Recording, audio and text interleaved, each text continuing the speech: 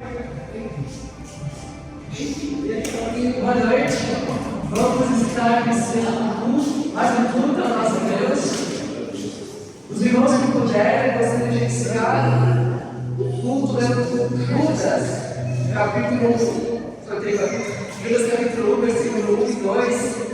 Muita gente passa por cima de saudações de cartas, mas vai ter coisas maravilhosas para nos ensinar. Como a carta de Judas? Judas de Carme era Judas, irmão de Jesus Cristo. Irmão de Tiago, Judas Iscariotes, que escreveu essa carta aqui. Judas, irmão de Jesus, que escreveu a carta. Judas, versículos 1 e 2, e a saudação que ele faz, diz assim: Judas, servo de Jesus Cristo, irmão de Tiago, aos que foram chamados, são amados em Deus Pai e guardados em Jesus Cristo. Que a misericórdia, a paz e o amor lhes sejam multiplicados. É preciso ver algumas profundas doutrinas ensinadas nesses dois pequenos versículos. Primeiro, nós vemos que somos amados por Deus Pai e guardados em Jesus Cristo. É preciso falar nada mais poderoso que o nosso Deus, e somos amados por Ele e guardados nele. Nós não precisamos temer o amanhã, não precisamos temer as dificuldades da vida, os problemas que iremos enfrentar no dia a dia, ou qualquer outro aspecto que envolva nosso casamento com Deus, o amor com Deus, a nossa salvação, porque somos guardados em Jesus Cristo. E no verso 2 a gente vê que a misericórdia, a paz e o amor sejam multiplicados. Que a misericórdia que vem de Deus, essa paz, esse amor, sejam multiplicados nos discípulos de Cristo, sejam multiplicados em nossas vidas, que a gente demonstre para os outros que Deus nos amou, que a gente demonstre para os outros que a misericórdia de Deus está sobre nós. Quando a gente não merece tudo que nós temos, quando a gente faz, recebemos misericórdias de Deus. Assim devemos ser misericordiosos uns com os outros, compassivos, pacientes, torcer para que os outros tenham vitória, torcer para que os outros sejam alegres, porque é isso que Deus deseja de nós. E o amor de Deus seja tão multiplicado entre nós. Vamos orar ao nosso Deus nesse momento. Ó Pai, muito obrigado por podermos estar reunidos nesta noite na tua presença. Obrigado pelos irmãos aqui reunidos, obrigado por essa igreja, Senhor. Seja nos guiando cada vez mais e mais de acordo com a tua vontade, Jesus. Que a gente possa crescer, Senhor, dentro do teu caminho, Senhor. Que tudo que fizermos seja conforme tu queres, ajuda-nos a trilhar a tua vontade, multiplicarmos conforme a tua perfeita, agradável vontade, soberania, poder e amor, Senhor. Que o amor e a misericórdia sejam multiplicados entre nós. E que nesta noite, meu Senhor, o teu Espírito Santo possa tocar em nossos corações e transformar nossas vidas com o teu poder. É o que te peço, em teu nome que oro, Jesus Cristo. Amém. Vamos estar louvando nosso Deus nesse momento, irmãos.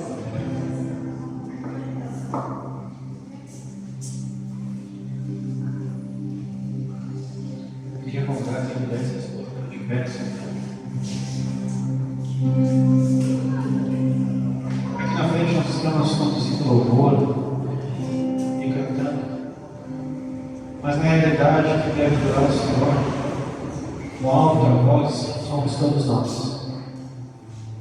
E comunhão, adorar a Deus em comunhão é como se fosse um mandamento, pois nos alegramos cantando ao Senhor e adorando Ele de coração.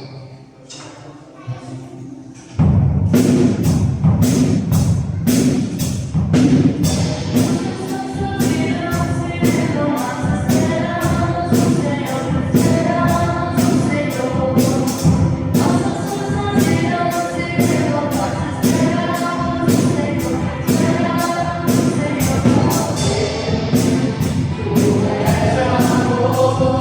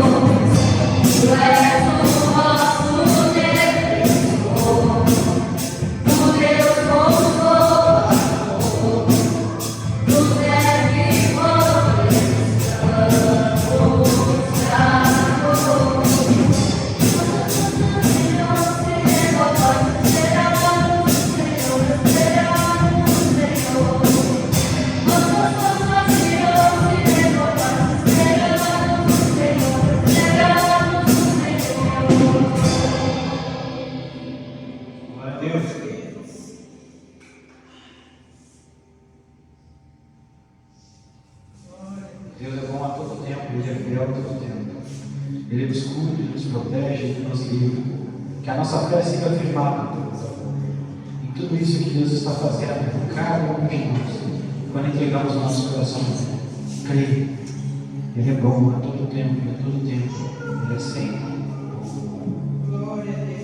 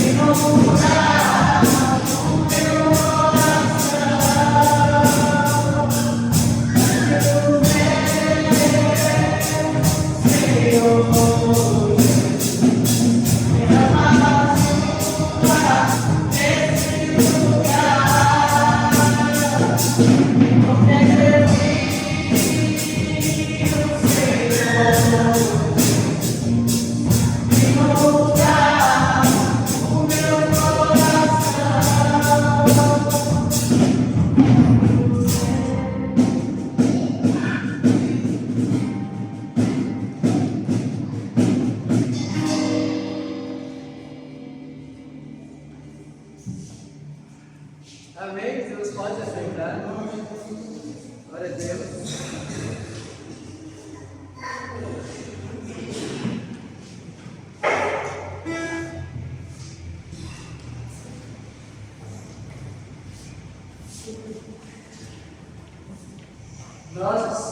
Nós estamos estudando João, então hoje estaremos entrando em João capítulo 9, onde veremos que a glória de Deus se revela. Vamos ver João de 9, capítulo 9, versículo 1 até o 12, e prosseguiremos neste capítulo nos demais domingos. Os irmãos que desejarem já podem estar abrindo João capítulo 9.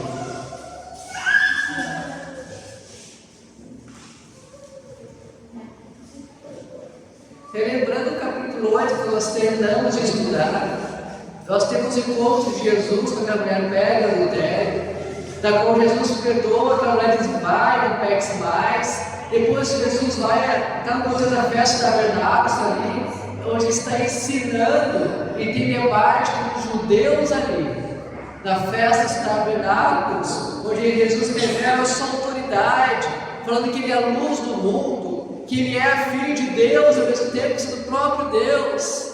É interessante que a gente chega no último versículo de João, capítulo 8. Se você puder acompanhar 8, capítulo 8, versículo 59, diz assim: então pegaram pedras para atirar nele, mas Jesus sepultou e saiu do templo. Então nós estamos num contexto onde Jesus era perseguido e queriam matar Jesus. Jesus teve que sair daqui do templo de onde ele estava para não ser morto. Aí não era chegada a hora dele. E agora no capítulo 9, vemos Jesus curando alguém que era cego de nascença. Nós não leremos todo o capítulo hoje, verificaremos isso ao decorrer dos domingos, mas verificaremos que não somente o pessoal ficou incrédulo com a cura de Jesus, mas os próprios pais do cego acharam estranho Jesus Cristo ter curado aquele homem que desde o seu nascimento era cego. E aqui nesse capítulo, onde mais uma vez Jesus e os fariseus entram em embate, nós verificamos que Jesus, como cego de nascença, assim como Jesus transforma os nossos corações, que por nascimento são cegos para Deus, que não querem Deus, que de certa forma odeiam Deus, mas Jesus veio até nós através da pregação do Evangelho, e quando cremos nele, nós começamos a enxergar o mundo de maneira diferente, onde a glória de Deus é revelada em nossas vidas, é quando nós cremos em seu nome. Vamos imaginar, por exemplo, uma sala de cinema, completamente escura, as luzes todas apagadas, não há o que ver ali porque as luzes estão apagadas, até que se acende a luz do projetor, e aquilo faz uma diferença em meio à escuridão. E é essa diferença, agora a analogia que nós devemos fazer em meio à escuridão. Nós estamos num mundo em que a escuridão do pecado domina o ser humano, mas Cristo Jesus nos transformou para iluminar-nos, fazermos como uma luz numa sala escura. Assim é que acontece nas nossas vidas quando somos transformados por Cristo. Nós resplandecemos a luz do nosso Senhor Jesus Cristo.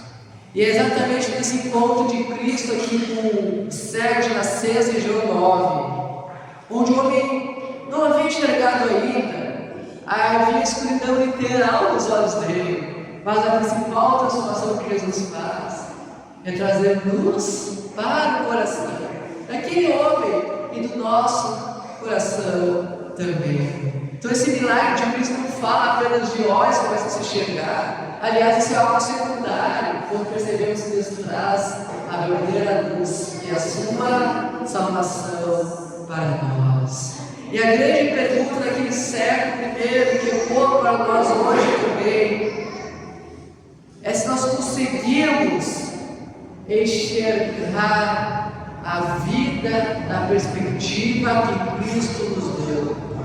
Se a luz de Cristo que ilumina os corações faz a gente enxergar a vida que Ele nos deu, ou seja, quer dizer isso, o crente vai ver o mundo de maneira diferente, o crente vai agir de maneira diferente. Onde ele roubava, não vai roubar mais, onde ele mentia, não vai mentir mais, onde ele murmurava, não vai murmurar mais, porque ele é transformado por Cristo.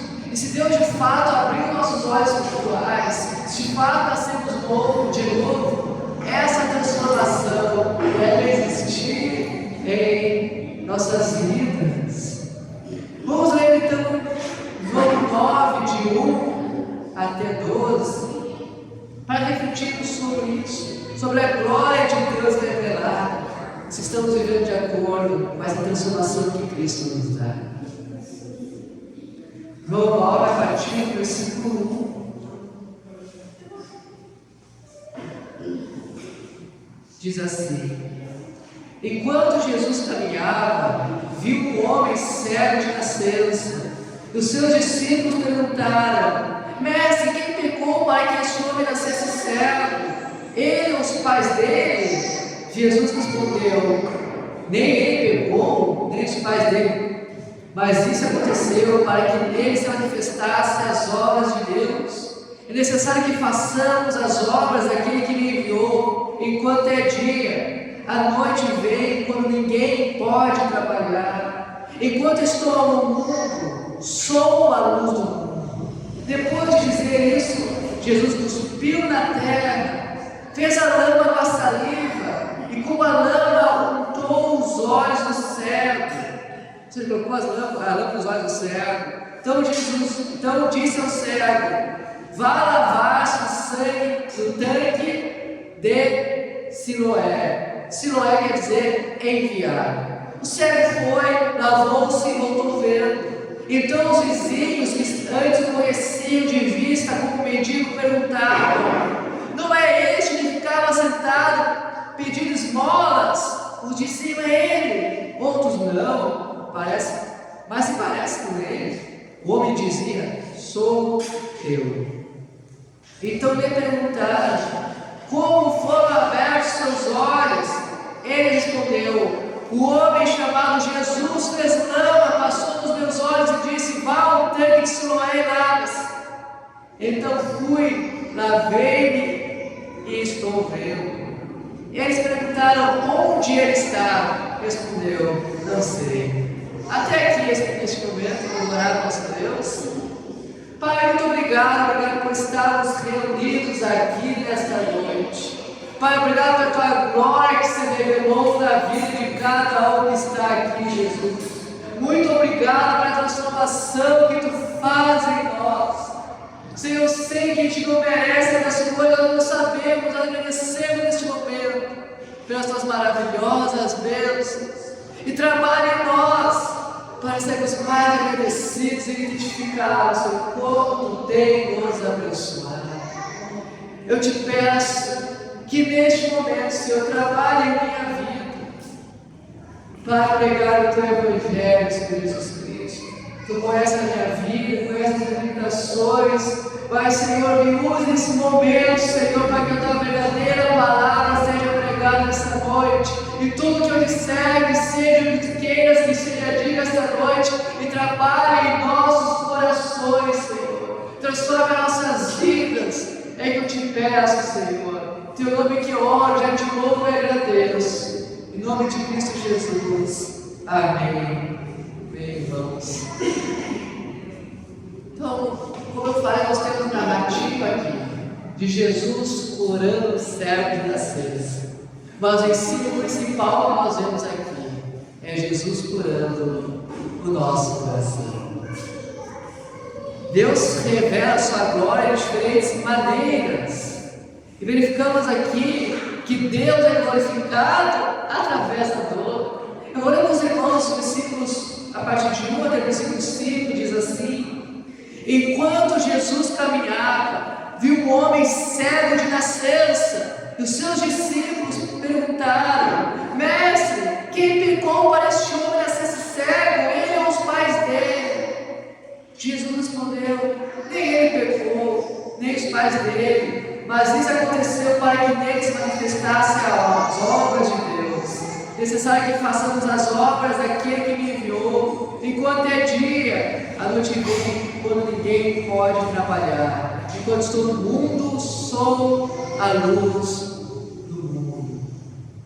Irmãos, a nossa dor é um palco, tantas vezes, para a glória de Deus se manifestar.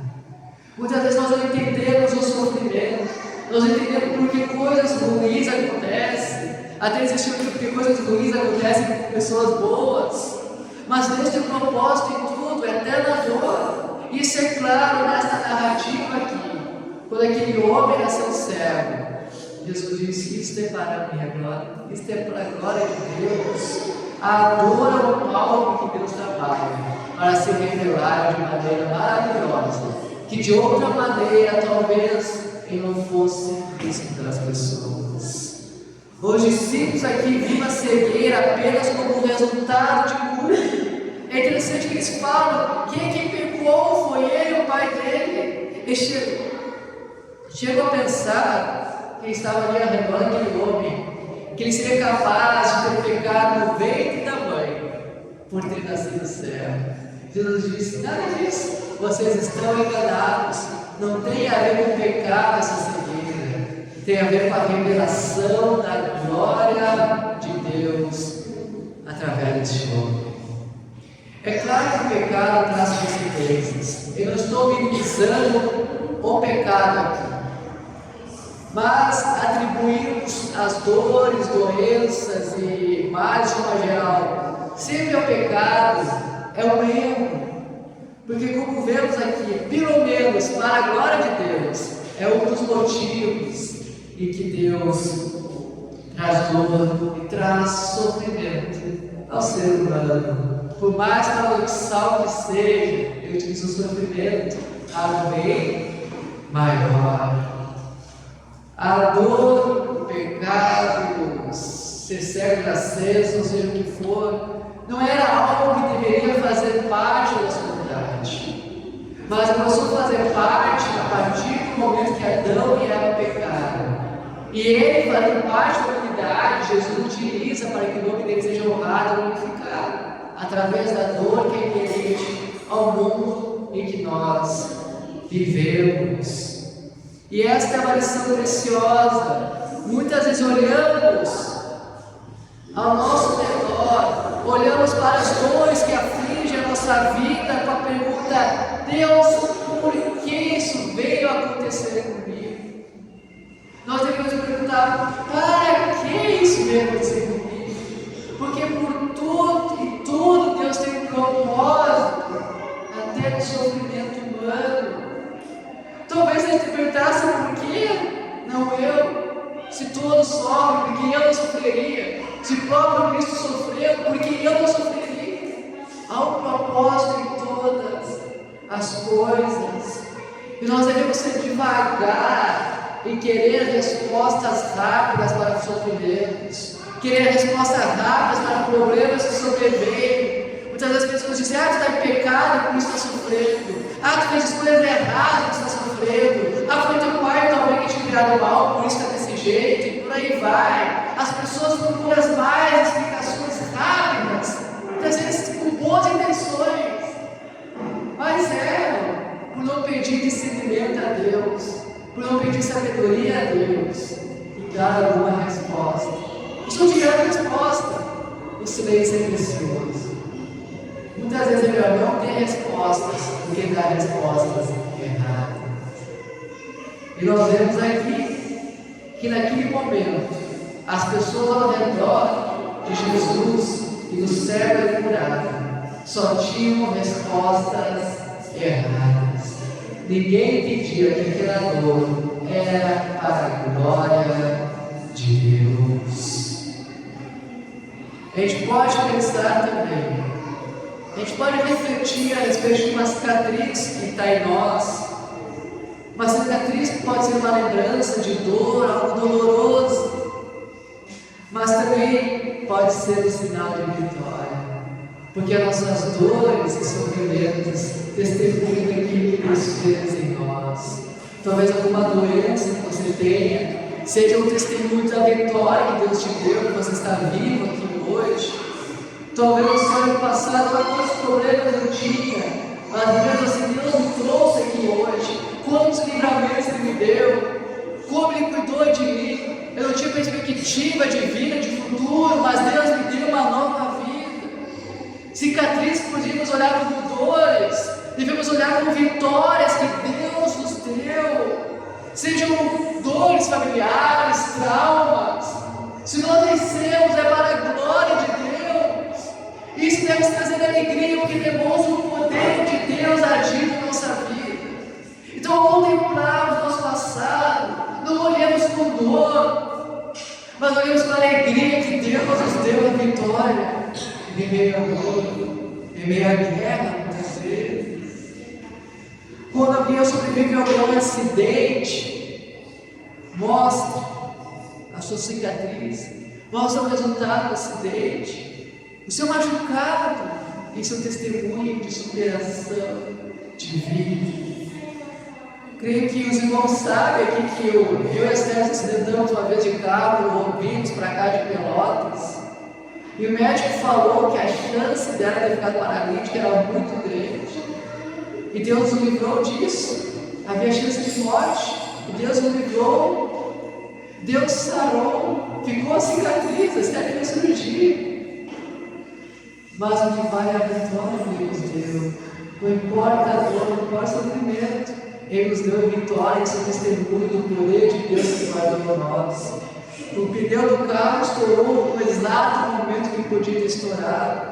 Ele podia ter estourado uma ultrapassagem de carro, a gente parar debaixo de uma engrenagem de um caminhão ou de outro carro, ou de uma ribanceira abaixo. A estrada era cheia de lugares onde não via onde o carro bateu na mureta. Olha o que semelhante a isso. E aí ele parou. É livramento de Deus. A gente é fácil olhar e reclamar, mas não vê o poder de Deus agindo, mesmo em coisas que a gente fica ruins. É para o nosso bem, porque tudo é para o nosso bem, porque Deus nos ama. Não desperdiçamos os nossos momentos de dor, porque são oportunidades únicas de testemunharmos a glória de Deus. O sofrimento não é um obstáculo para a nossa vida, mas ele é um cenário onde a nossa vida se torna palco da glória de Deus. Cada lágrima que entregamos a Jesus Cristo se torna um testemunho poderoso para a vida de quem está ao nosso redor.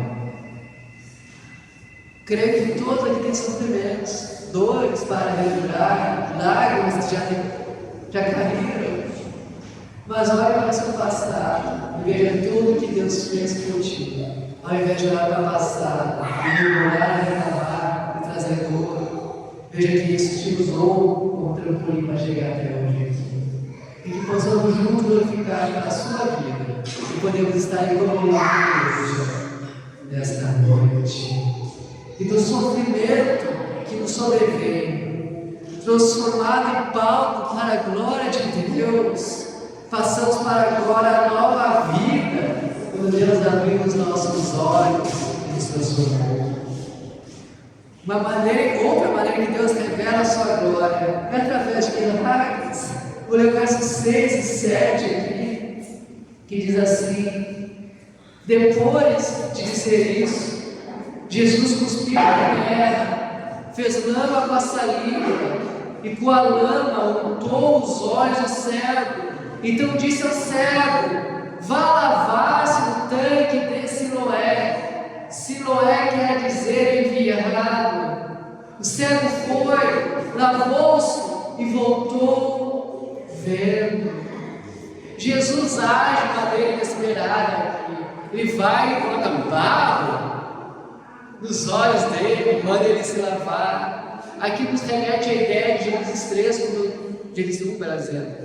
No capítulo 2, quando Jesus Cristo cria o universo. No capítulo 2, ele cria o ser humano do pó da terra. Ele gosta do chão aqui, essa narrativa, faz uma saliva e unge os olhos daquele cego. E aquele cego começa a ver. Jesus não precisa tocar nas coisas ou de qualquer coisa criada para fazer milagres. Lá em Gênesis capítulo 1, versículo 1, a gente vê: Deus disse que haja luz e houve luz. Mas há momentos em que Deus decide usar a natureza criada para fazer milagres, para fazer as coisas acontecerem. A gente vê, por exemplo, as plantas, elas nasceram da terra, criada pelo próprio Deus. Deus fez brotar aquilo que já existia. Deus criou o ser humano da terra, daquilo que já existia. Então ele utiliza os meios naturais para fazer os seus milagres. E o que isso significa para nós hoje? Que Deus utiliza a minha e a tua vida para fazer milagres. Nós não precisamos esperar um anjo vir do céu, porque Deus nos utiliza. Nós somos agentes de milagres. Nós somos agentes de milagres. E aqui Cristo não apenas cura, mas Ele recria algo maravilhoso, a esperança para aquele povo, a esperança de ver o mundo ao seu redor, e a esperança da vida eterna. Lhe dá ao cego ao que nunca tiver a capacidade de ver, mas ainda mais a capacidade de ver o mundo espiritual que antes não conhecia. Porque esse cego encontrou o Messias depois, a qual nunca tinha visto, e percebeu que ele tinha sido curado pelo próprio Jesus Cristo. Não sei se os irmãos já viram, mas creio que alguns já viram aqueles óculos de realidade 3D. Eles aparecem em filmes onde botam um óculos e vê o um jogo, um filme, a realidade totalmente diferente da nossa e fica imerso num mundo que não existe na realidade. As pessoas têm óculos, elas sobem andames e começam a atravessar prédios e tudo mais, dentro da realidade que na vida real não existiria. Mas naquele jogo, usando aqueles óculos, a pessoa está imersa naquela realidade e se diverte com aquelas brincadeiras. Para esse homem, tentando fazer uma analogia aqui, é dessa maneira. É como se estivesse num mundo fictício, num mundo que não existisse. E agora ele tirou esses óculos, na realidade, que não imaginava, e viu a realidade verdadeira, como Cristo Jesus, que trouxe a visão espiritual e a visão literal. E assim muitos estão presos na realidade que não existe de fato. Estão com uma cegueira espiritual, presos ao diabo, e não veem a realidade verdadeira do nosso mundo com Cristo Jesus. É por isso que muitas pessoas acham estranho o pai levando o filho à igreja, pai ensinando seus familiares o caminho de Jesus Cristo. Às vezes tem gente da própria família que é contra que leve filhos para a igreja, mas porque não conhece a realidade verdadeira de Jesus Cristo. Estão presos na realidade falsa, que pertence ao diabo, que quer nos aprisionar no pecado. Mas nós que fomos libertos, regenerados por Jesus Cristo, devemos viver e testemunhar essa vida que Cristo nos dá. Não somente levar nossos filhos na igreja, isso é fácil, devemos fazer, mas em todo momento testemunhar de Cristo Jesus e viver uma vida que agrade a Ele. Mesmo que as pessoas achem que a gente é ridículo, não importa, elas estão cegas espiritualmente, estão presas no mundo de pecado. E nós, libertos desse mundo, devemos viver de maneira diferente.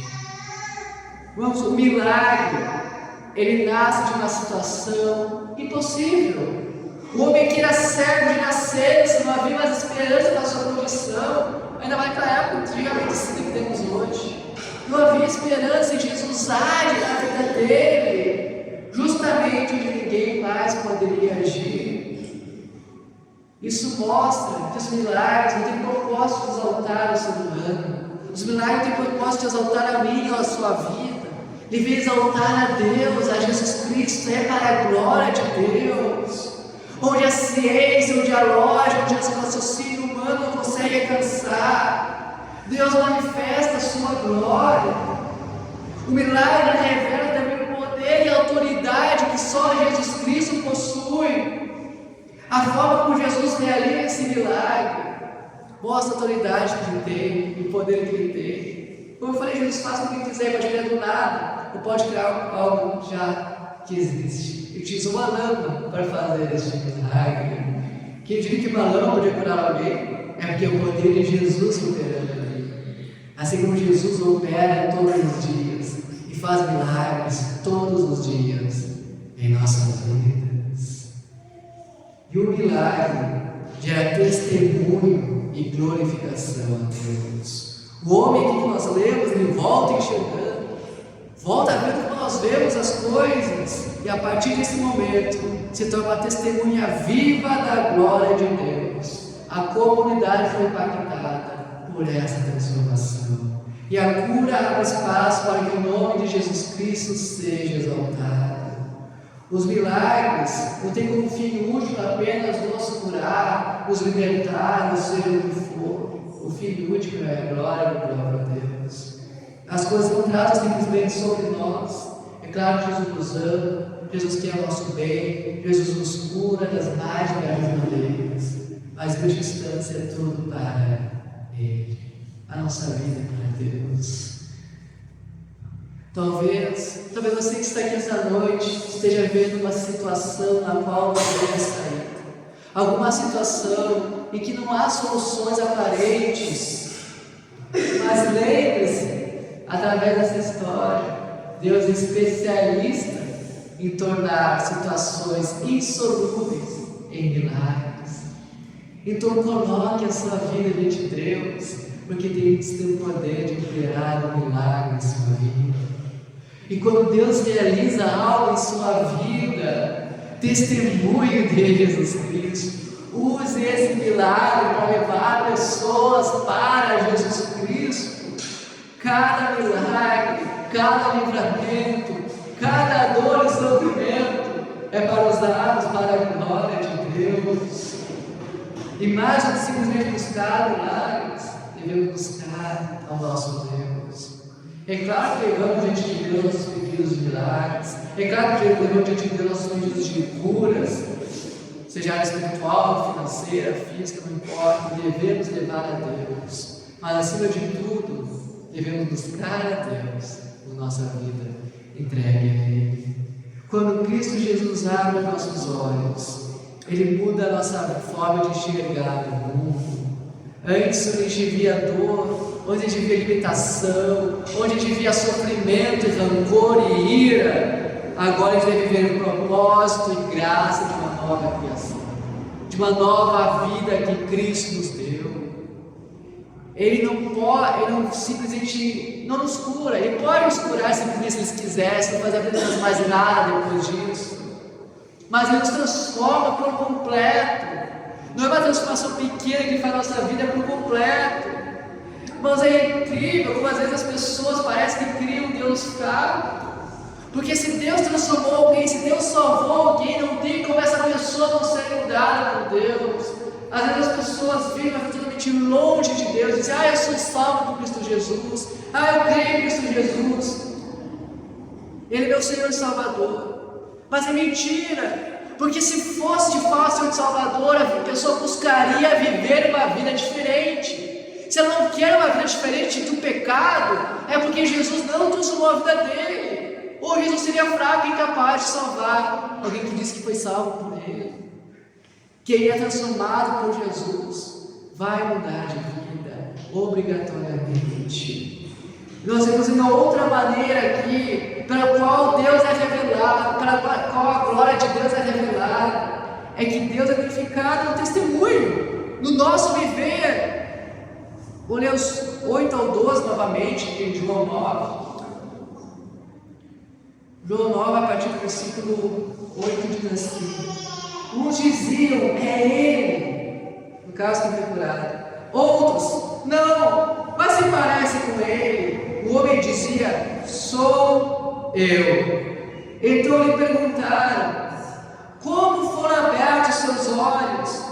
Ele respondeu: o homem chamado Jesus fez lama, passou nos meus olhos e disse: vá ao tanque de Siloé e lave-se. Então fui, lavei-me e estou vendo. Eles perguntaram: onde está ele? Respondeu: Jesus.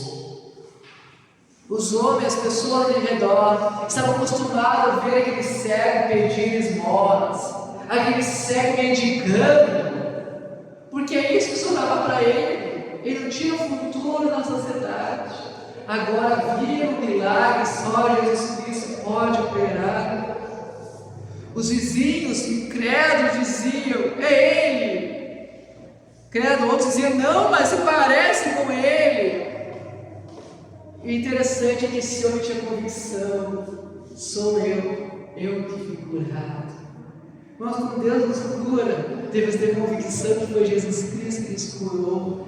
Ele pode usar o médico, claro que pode, Ele usa médico, Ele deu inteligência para os médicos curarem, Ele deu inteligência para os cientistas criarem cada vez mais medicina avançada, para quem trabalha com tecnologia e criar equipamentos mais avançados.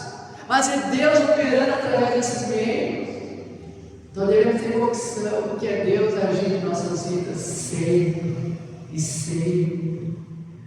O milagre que é tão miraculoso, perdão da redundância, é tão profundo que gerou dúvidas àqueles que conheciam aquele homem. A transformação de Jesus, ela não podia ser escondida, não podia ser ignorada. E mais uma vez, irmãos, quando Jesus nos transforma, isso não pode ser algo escondido e ignorado. Alguém que é transformado por Jesus vai viver para Jesus. Assim como esse cego testemunhou da glória de Cristo, se Jesus nos transforma, nós obrigatoriamente vamos viver para a glória de Cristo como alguém que foi transformado por Ele. que é mais difícil? Curar o cego e perdoar pecados? Esse é o questionamento que os judeus fizeram a Jesus a respeito da cura do paralítico, porque eles entendiam que somente um podia perdoar pecados, que é Deus. Somente Deus pode perdoar pecados, somente Deus pode nos salvar, e Ele te salvou. Esse é o maior milagre. Então, por que ficar abatido, triste, com dor, se Jesus já te salvou? Alegre-se na vida que Deus te deu. Nós somos fáceis em murmurar, em reclamar, em se comparar, parecendo que é grama de vizinho mais verde, mais bonita.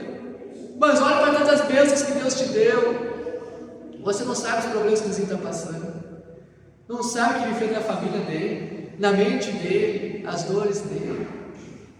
Mas a gente sempre acha que o outro é melhor, quando na verdade Deus foi perfeito na nossa vida, em cada detalhe. Deus é bom em nossa vida, em cada detalhe. Então não entre em competição e comparação, seja como for. Seja agradecido pela vida que Deus escolheu te dar, porque essa é a melhor vida que você poderia ter. Bom, deixa eu trazer uma ilustração. Quando alguém tem vício, seja ele qual for, pode ser em jogos, pode ser em drogas, pode ser em álcool.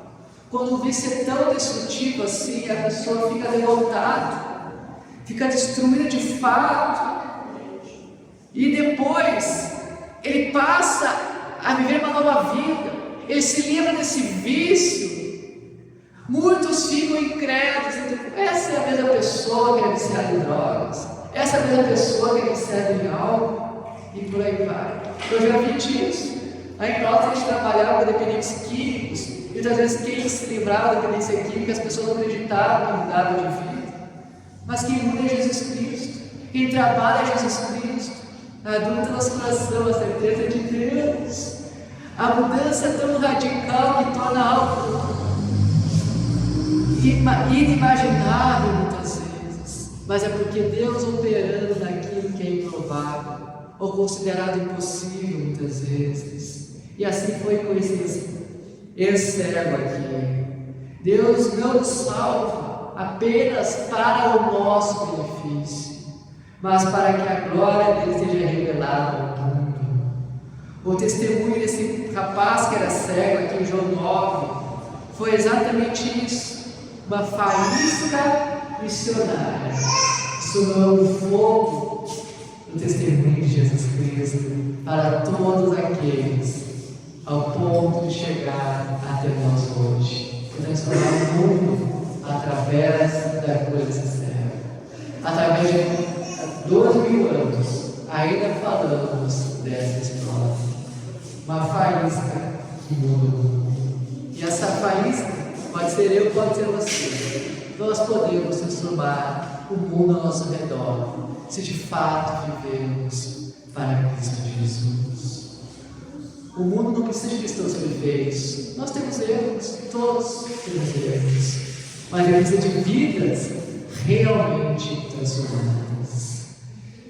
Porque o verdadeiro testemunho é evidenciar quando Jesus abre os nossos olhos espirituais.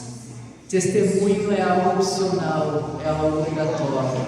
Viver para Cristo é obrigação para a minha e para a sua vida.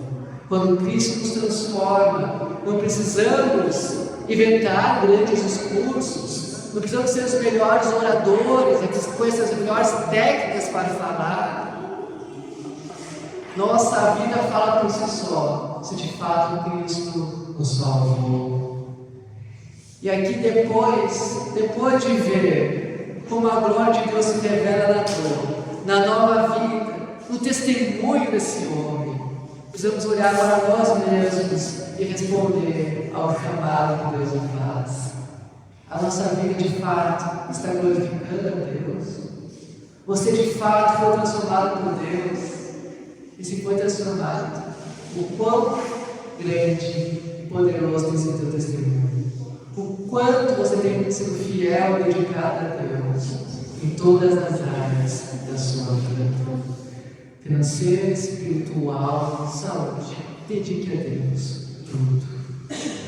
Concluindo, irmãos, a história do cego de nascença que nos mostra que Deus é glorificado através da nossa dor. Deus é glorificado através dos milagres que Ele sempre realiza em nós, mesmo não reconhecendo eles, Ele faz.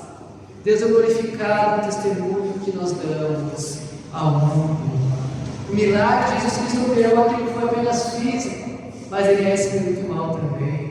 O homem que antes era cego, agora se tornou alguém que enxergava. E cada um que está aqui, pense em si mesmo. Você tem olhado para a sua dor, o seu sofrimento, como algo ruim da parte de Deus, como algo do acaso, do mundo em pecado? Ou você olha para o seu sofrimento e pensa, isso é um palco para a glória de Deus? Que possamos olhar para a nossa dor e sofrimento e ver que Deus pode usar de maneira maravilhosa para o mundo ser transformado. Que nossa vida de fato testemunhe a Jesus Cristo. Imagine que você está entrando num quarto escuro e não enxerga nada neste quarto. É impossível ver qualquer coisa, você pode ter esbarrado em uma cadeira, esbarrado em uma cama, e é tão escuro e não há como se localizar. Mas de repente se acende uma luz, ilumina tudo que havia ali naquele quarto, fica claro o que antes estava escuro. Mas aquela lâmpada não precisa explicar como ela está iluminando aquele quarto escuro, como ela dissipou a escuridão, como mostrou o caminho para você tropeçar. Ela é clara e evidente, ela iluminou o local. Assim somos nós, salvos por Jesus Cristo. Não precisamos explicar como Deus nos salvou, como Deus nos usa, nós precisamos viver a vida que Deus nos deu. A gente precisa ter todas as respostas do mundo. A gente precisa crer que Cristo nos salvou e falar para as outras pessoas desse Cristo que nos salvou. Então hoje, irmãos, a palavra de Deus nos mostrou que a glória de Deus resplandece na dor, resplandece no testemunho, resplandece em tudo que é local. Então o nosso apelo essa noite, o nosso desafio essa noite é entregar cada luta que nós temos diante das mãos de Deus. Porque se Ele curou o cego, qual é o milagre na sua vida que Ele pode fazer? Ele pode fazer qualquer coisa na sua vida. Então eu queria pedir que nesse momento, todos nós temos sofrimento, todos nós temos dor, mas eu queria orar por você nesta noite, para você entregar as suas lutas diante de Deus, as suas batalhas diante de Deus, e pedir um milagre, para que Ele seja glorificado através dessas lutas, e Ele te dê a vitória nelas. Se você deseja colocar alguma luta diante de Deus, fique em pé nesse momento, vamos orar juntos, para que Deus glorifique a sua vida através dessas batalhas. Pense em alguma luta, algum sofrimento, alguma dor, não importa o que seja, e coloque isso nesse momento diante de Deus. Vamos orar nesse momento. Pai, conhece o coração de cada um que está aqui neste momento. Cada um se colocou em pé diante de Ti, diante da Tua presença maravilhosa e miraculosa, Jesus. Conheça a luta que cada um colocou, o sofrimento, dor diante de Ti, está colocando diante de Ti neste momento. Oh Pai, eu te peço que nesse momento, Senhor, desça com o Teu poder, Senhor, o poder que só Tu possui, e dê vitória para cada um, Jesus. Faça um milagre na vida de cada um, na área financeira, na área espiritual, na área familiar, na área de relacionamentos, na saúde, no trabalho. Faz um milagre nesta noite, Jesus Cristo, e que esse milagre seja para a Tua glória. Não seja apenas para dizermos Deus existe, mas seja que Deus seja glorificado em todos os lugares através dos milagres que operam em nós. Então eu te peço, opera o milagre de cada um aqui e traz vitória e acima de tudo isso, que teu nome seja glorificado através de nós. Teu nome que honra Jesus Cristo. Amém e amém. Nós vamos louvar a Deus na tua vida nesse momento.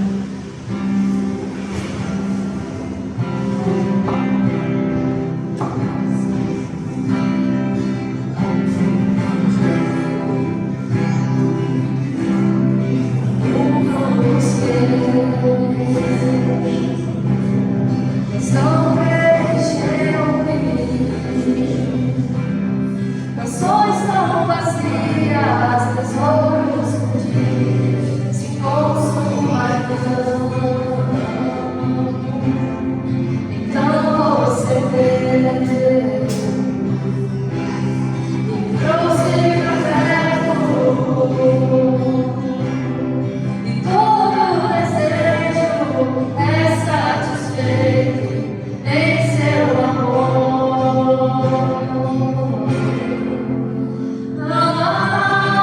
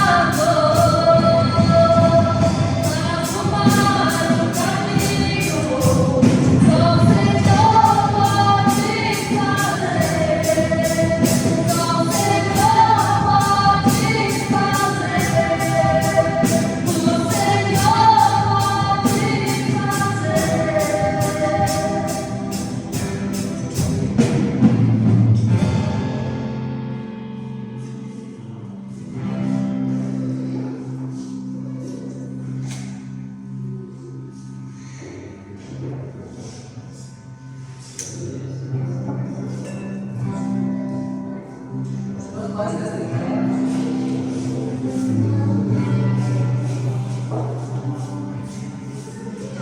Temos dois avisos, depois da semana da outra. Quarta-feira, depois do culto, teremos a reunião aqui com os membros da igreja. Então, quem deve estar presente, nós vamos tratar de resultados e funções da igreja. Então, quem deve estar presente quarta-feira, após o culto, teremos essa reunião. Um outro recado, a expressão está trazendo. Boa noite a todos. Eu queria, na verdade, era um, mas eu me lembrei que são dois, muito importantes. O primeiro é que, logo após o culto, nós temos aqui um momento de confraternização, de comunhão, acho bem quente, bem frio, a gente conversar, confraternizar um pouquinho. E o segundo é que, dia 12 de outubro, é o Dia das Crianças. E no Ministério Infantil, nós estamos planejando fazer um culto temático. O que seria isso? Um culto de domingo, com a mensagem de louvores, que nós que cantamos, louvores, fazemos tudo voltado para o tema infantil. Louvores infantil, mensagem com que é uma sem palavras, que é a história da nossa salvação em Jesus Cristo. Então, todas as crianças que estão aqui, que é o nosso Ministério Infantil, já fazem parte, estão convidadas, e aquelas que vocês conhecem, que não fazem parte da nossa igreja, mas que podem estar aqui, estejam chamando também. E nós vamos ter aqui um momento muito especial, muito bonito, um momento para a gente ficar junto com eles, e eles vão estar aqui, sentadinhos na frente, um momento para eles, mas também para os pais, os alunos, que também vão ouvir a palavra. Mas vai ser uma palavra que vai ser ministrada por mim, adaptada à linguagem infantil, mas que todos nós vamos participar. Vai ser muito significativo, muito legal. Desde já estejam orando por isso, para que os corações deles sejam alcançados com a palavra, com a mensagem da salvação, que é isso que nós vamos pegar aqui. O objetivo maior de tudo isso, além de comemorar o dia especial deles, é plantar a semente da salvação no coração de cada um deles. Então, estejam orando, estejam contribuindo também com aquilo que os irmãos puderem contribuir. Também vamos orar e começar essa reunião. Pai, muito obrigado, Senhor, por este culto, Senhor, obrigado por esta igreja, Senhor, obrigado pelos louvores, orações, a pregação da palavra, Jesus Cristo. Por cada irmão que está aqui presente, Senhor, esta noite, muito obrigado, louvado seja o teu nome por isso, Senhor. E agora, Senhor, conduz cada um e paz e cuidado para a sua casa, que for retornar à sua casa, Jesus Cristo. Tenha uma semana grandemente abençoada e vitoriosa, com milagres, Senhor Jesus Cristo, na tua presença. É que eu te peço, Senhor, e que a graça do nosso Salvador Jesus Cristo, a doce consolação do Espírito Santo e o amor de Deus Pai esteja com esta igreja e com todas as igrejas espalhadas pela face da terra. Amém e amém. Não está encerrado.